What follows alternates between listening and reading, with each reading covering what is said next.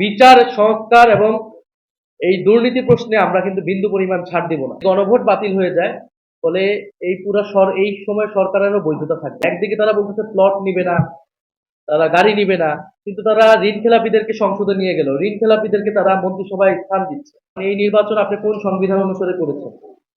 এই নির্বাচন তো সংবিধান অনুসারে এই সময় নির্বাচন হওয়ার কথা না, অন্তর্বর্তী সরকার হওয়ার কথা না, গণভোট কোনো কিছুই হওয়ার কথা না। বিদ্যমান সংবিধান তো আগের সংবিধান, এই সংবিধান অনুযায়ী আগের সরকার বহাল থাকার কথা। ফলে এই সবকিছুর বৈধতা একমাত্র হচ্ছে জুলাই গণ অভ্যুত্থান। কারণ জুলাই গণ অভ্যুত্থানের জনগণের সার্বভৌম অভিপ্রায় রাজপথে আমরা দেখেছি।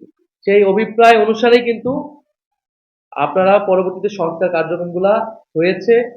গণভোটের আদেশ রাষ্ট্রপতি কর্তৃক দেওয়া হয়েছে এবং সেই আদেশ অনুসারেই গণভোট এবং এই নির্বাচন হয়েছে। ফলে যদি গণভোট বাতিল হয়ে যায় ফলে এই সময় সরকারেরও বৈধতা থাকবে না।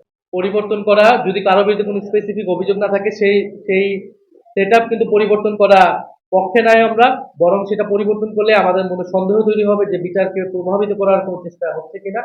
বরং ট্রাইব্যুনালের সক্ষমতা আরো কিভাবে বাড়ানো যায়, এবং কারণ আমরা দেখছি বিভিন্ন নিম্ন আদালত থেকে কিন্তু ফ্যাসিস্ট এবং হত্যা মামলার আসামি তাদেরকে জামিন দেওয়া হচ্ছে। আবার আপনারা জানেন যে ভুয়া মামলাও হয়েছিল প্রথম, এই ভুয়া মামলা কিন্তু এখন যারা সরকারি দল অর্থাৎ বিএনপি নেতাকর্মীরাই করেছে। ফলে এই পুরো বিষয়টাই কিন্তু আসলে একটা সুরাহা লাগবে, এবং এই বিচার এবং সংস্কার এটা কিন্তু আসলে সরকার দল বা বিরোধী দলের বিষয় না, এটা জাতীয় ঐক্যমত্যের ভিত্তিতেই এইটা নিশ্চিত করতে হবে। ফলে আমরা বিচার সংস্কার এবং এই দুর্নীতি প্রশ্নে আমরা কিন্তু বিন্দু পরিমাণ ছাড় দিব না। তরুণদেরকে সুযোগ দেওয়া হয়েছে বা অভিজ্ঞ অনেক ব্যক্তিকে সুযোগ দেওয়া হয়েছে, তাদের এটা থেকে আমরা তো সাধুবাদ জানিয়ে, কিন্তু আমরা তো আপনি অর্ধেক ভালো করবেন অর্ধেক খারাপ করবেন, এইটা তো হইতে পারে না। আমরা তো চেয়েছিলাম পুরো মন্ত্রিসভার এমন একজনও থাকবে না যার বিরুদ্ধে প্রশ্ন তোলা যায়।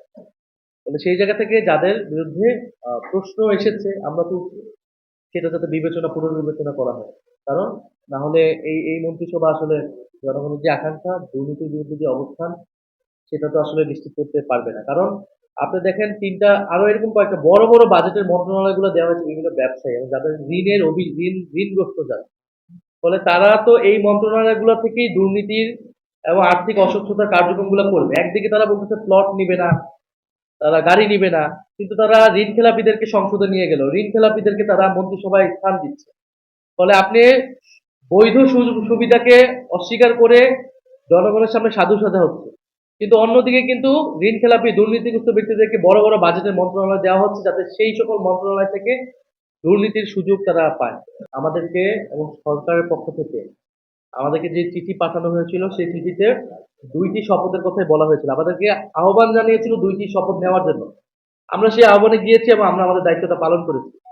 কারণ আমরা মনে করি আমরা শুধু সংসদ সদস্য হিসেবে নির্বাচিত হইনি, আমাদের জনগণ আমাদেরকে পাঠিয়েছে সংবিধান সংস্কার পরিষদের সদস্য হিসেবে সংবিধান সংস্কার করার জন্য। আমরা আমাদের দায়িত্ব পালন করেছি, বিএনপি তার দায়িত্ব পালন করে নাই। বিএনপি সংস্কারের বিরুদ্ধে, গণরায়ের বিরুদ্ধে অবস্থান করেছে, জনগণ সেটা বিচার করছে। ধন্যবাদ সবাই।